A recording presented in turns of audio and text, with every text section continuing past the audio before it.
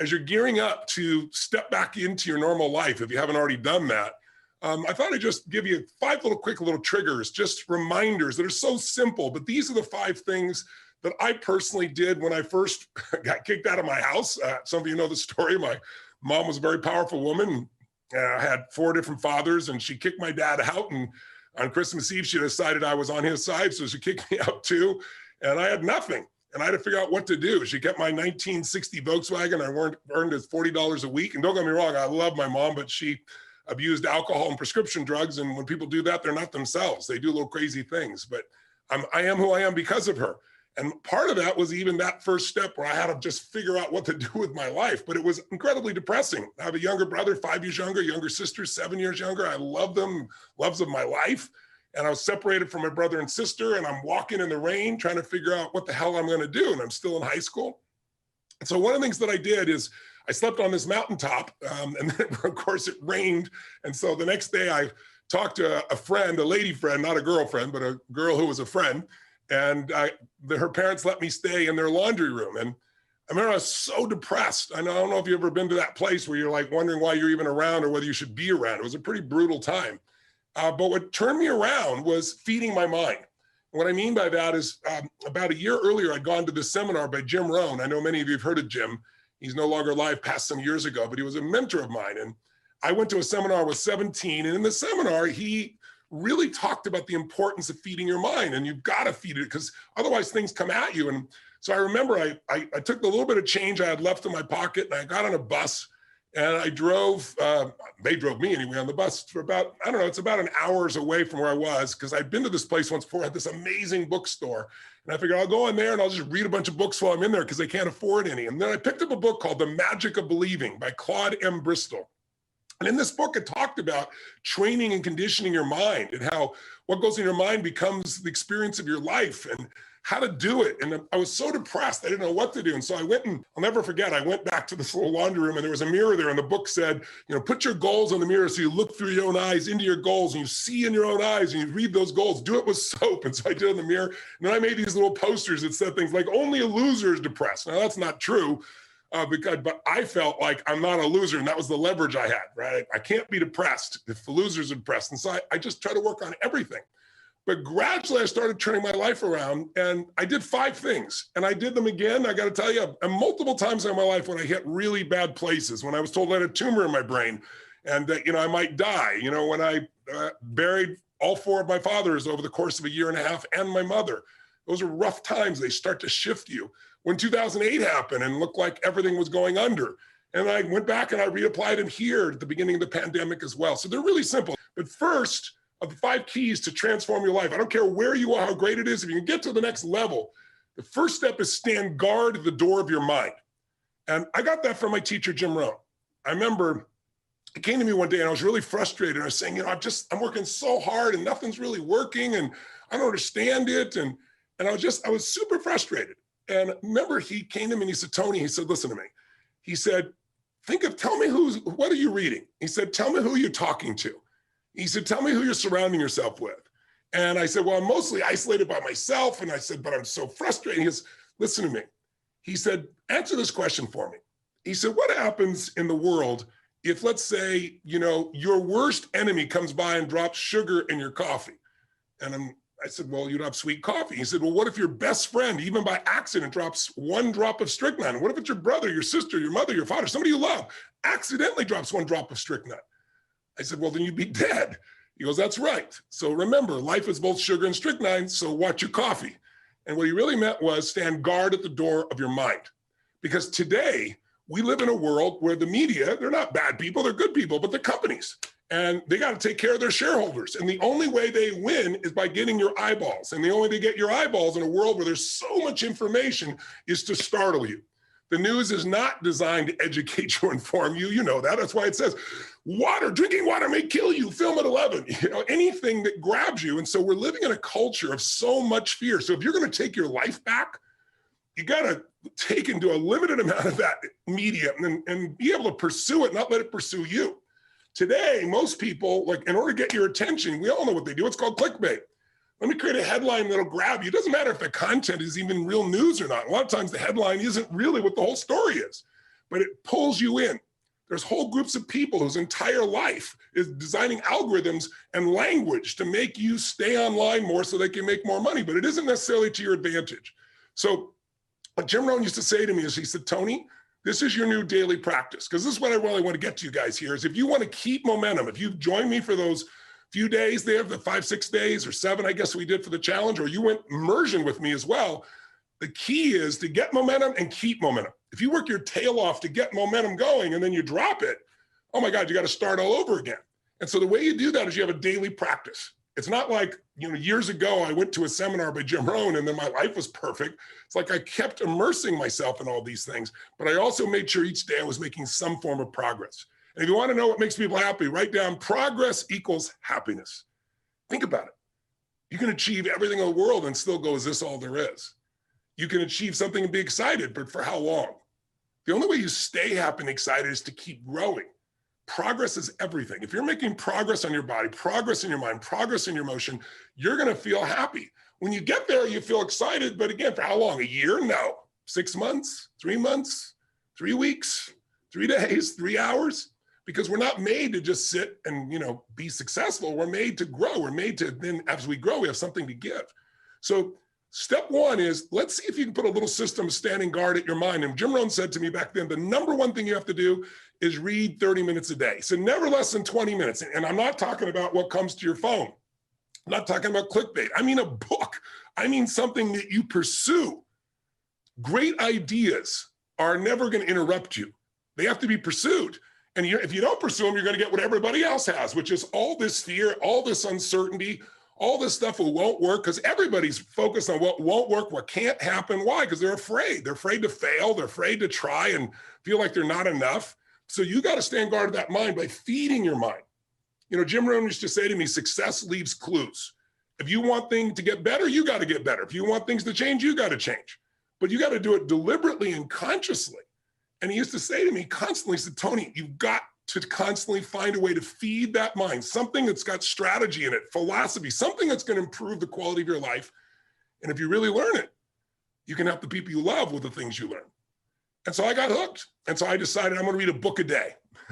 I took a speed reading course, and I didn't read a book a day, but I read 700 books over the period of 7 years, all in the area of philosophy, physiology, emotion, the things to me that mattered most. And what I really try to do is each day try to use something I learned, not just read, not just let my learning lead to knowledge. Jim used to say, if you let your learning lead to knowledge, you become a fool. If you let your learning lead to action, that's when your life changes. So I started being aware of who was saying what I was taking in. Jim used to say, success leaves clues. If someone's successful, they're not lucky. They're doing something different than you. Figure out what they're doing different. And he said, the first thing is find out what they're reading. He said, I remember he said to me something funny. He said, find out what poor people read and don't read it. And when he said poor, he didn't just mean financially poor. He meant people that were unhappy, people that had no sense of meaning in their life, people that were financially strapped because they weren't managing to add value to other people, people that found themselves not taking care of their relationships, their body. Poor isn't just money. Wealth isn't just money. It's emotional, spiritual, everything. He said, so find out what successful people do, what wealthy people read, what happy people read, and read that. Feed your mind. So step number one is every single day, you got to do something to feed your mind. And if you do that, if you just made that habit, say even 5 days a week, I swear to you, it'll change your life. But again, not what comes to you, what you pursue, something that has real value, a strategy that can change the game for your business or your life, a philosophy that can make you more fulfilled or happy, a way to make a difference for the people you love. That's a daily sought out practice for me. Started when I was 17, I'm now 61.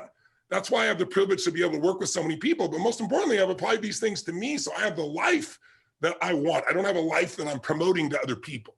So that's number one. What's number two, real fast? If you really feed your mind every day, feed and strengthen your mind with a 30-minute practice. And by the way, I started out reading all the time, but then I realized I was in my car all the time in those days. And I was like, I'm going to turn this to a university on wheels. And I'm old enough to remember cassette tapes, and probably most of you don't even know what the hell I'm talking about. Not reel to reel, but little cassette tapes. We didn't have where you could put 10,000 songs in your phone or go to YouTube and have a million different videos you can watch over and over again. And the value for me on that, quite honestly, was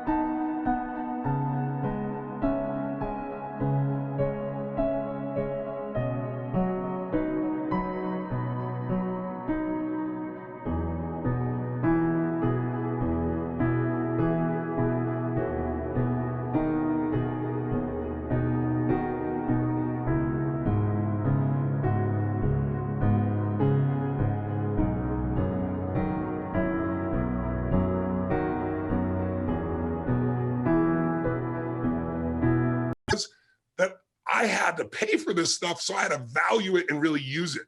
Like when you part with a certain amount of money, and in those days, 6 cassettes, 6 1-hour cassettes, and a couple of workbooks was like $300. It was like the standard offer. And I remember I went down to this place called Knight Education, Knight like with a sword, and a shield, Knight. And it was this Jewish man, beautiful man named Mario that I became friends with. I was a little 17-year-old kid, my little pot belly, I was fat. And I drove all the way down downtown LA, be about in those days like an hour and 20-minute drive. And my little old Volkswagen with no reverse, park on the hill so it wouldn't, so I could get out. And I got to be friends with this man, and he had collected, this is how old it was, all these albums of some of the great motivational speakers and psychologists and psychiatrists and business people.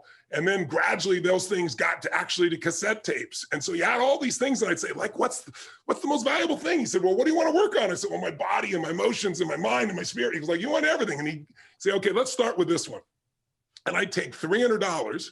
I was making $40 a week as a janitor.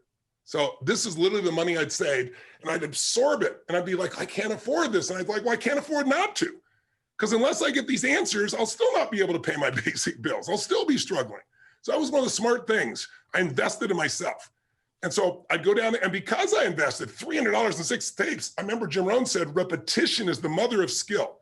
You hear something once and you kind of understand it. Hear it again, you kind of feel, you hear it enough. He said, listen to stuff every day.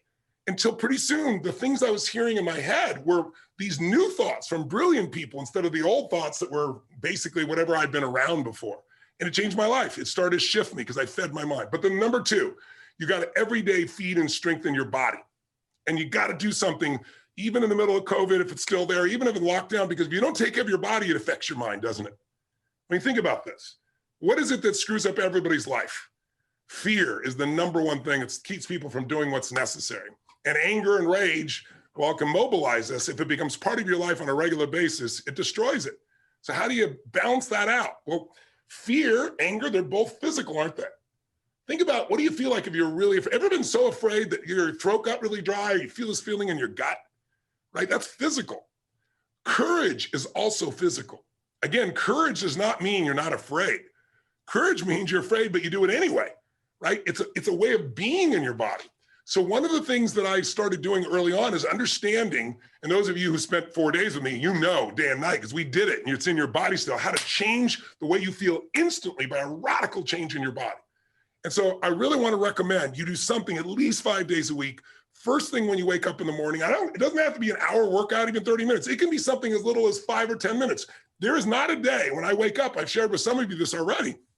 First thing I do, I go outside, and if I'm lucky enough to be at one of my homes anyway, I have homes in different parts of the world because I've traveled the world and done this. So I'm very fortunate, but I have a cold plunge I've installed in everyone, 56 degrees. In my home in Sun Valley, Idaho, I don't have a cold plunge. I don't need it. I walk through the snow in the winter, or in the summer, I walk through the grass, and I get in the river. And literally, the river is usually about 39 to 42 degrees, to give you an idea. Every cell in your body is moved. The blood rushes through everything, right?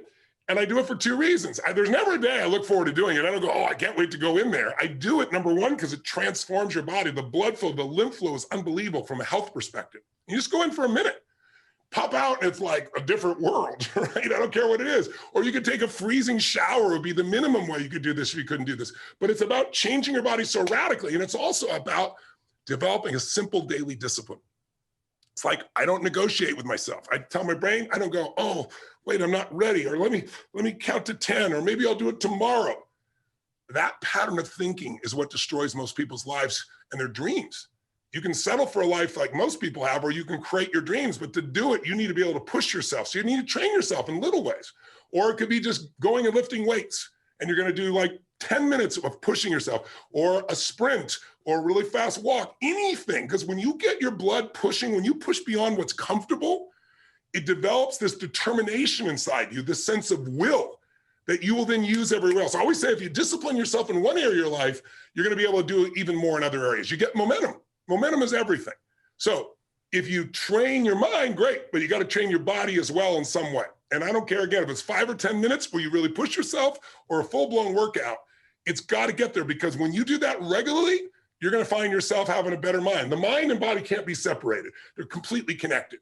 You work on both of them, you're going to have a different world and you're not going to be shut down. And when other people are like, oh, it can't be done, just move, I'll handle it. It's a different way of being, isn't it? Third key, in order to really believe you can turn things around, you need a role model. And so throughout my life, I looked at different ones. The earliest one I looked for, since I grew up poor and we had no money, and that seemed to be the real issue. My mom left all four of my fathers. But as I look back on it, it really wasn't money. They could have had all the money in the world and they still would have fought. But it looked like money. So I thought, wow, if I could make money, my family will never have this pain. So I looked around for role models. And I grew up in a place where there were no financial role models. Everyone was broke. We didn't have money for food. It's why I provide 100 million meals a year through Feeding America for the last 6 years. By the way, we're up to 700 million meals now. I said we'd feed 1 billion in 10 years. We're a year ahead. We're going to hit it. But the bottom line is it comes because I had nothing. And I found, it's like, who also started with nothing like me and then turned it around and grew, and who comes from humble beginnings. And I saw, Sir John Templeton. Some of you may have heard of him. Brilliant man. First billionaire investor. Started with nothing. And the way he did it is he saved money and he invested during the darkest times.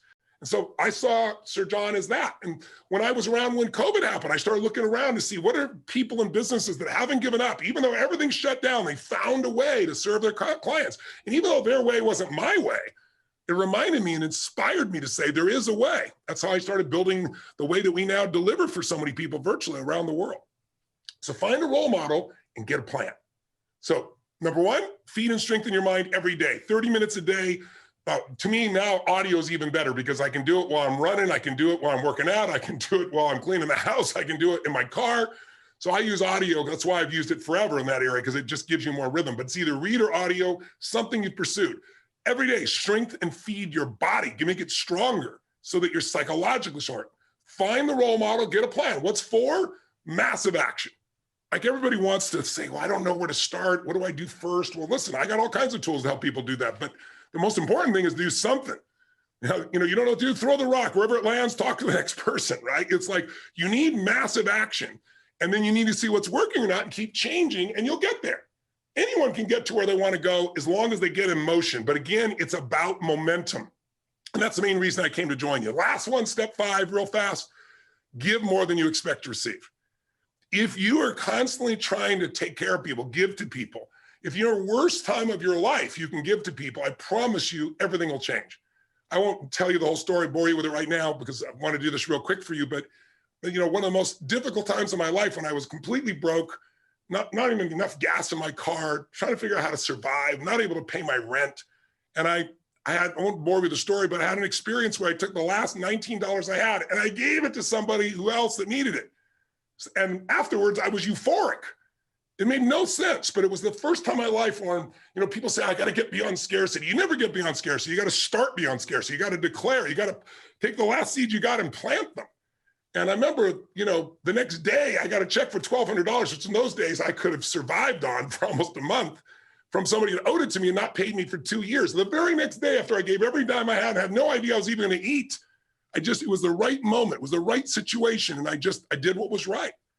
So find someone who's worse off than you are in the middle of COVID, do something for them. And I promise you, you'll remember how great your life is and you'll feel fulfilled, because it's not about us. You know what I mean? It's like, it's not about me, it's about we. And the more you can get connected, either people you love or even strangers, and do things, not for brownie points, just because it's right, somehow inside your own soul, your own spirit, you remember that problems are not permanent. Only your soul's permanent. And you remember that I'm made for more than just solving this stupid little problem. It lifts the human spirit. So those 5 keys, I really encourage you to consider as you're dealing with COVID or coming out of it here to maximize.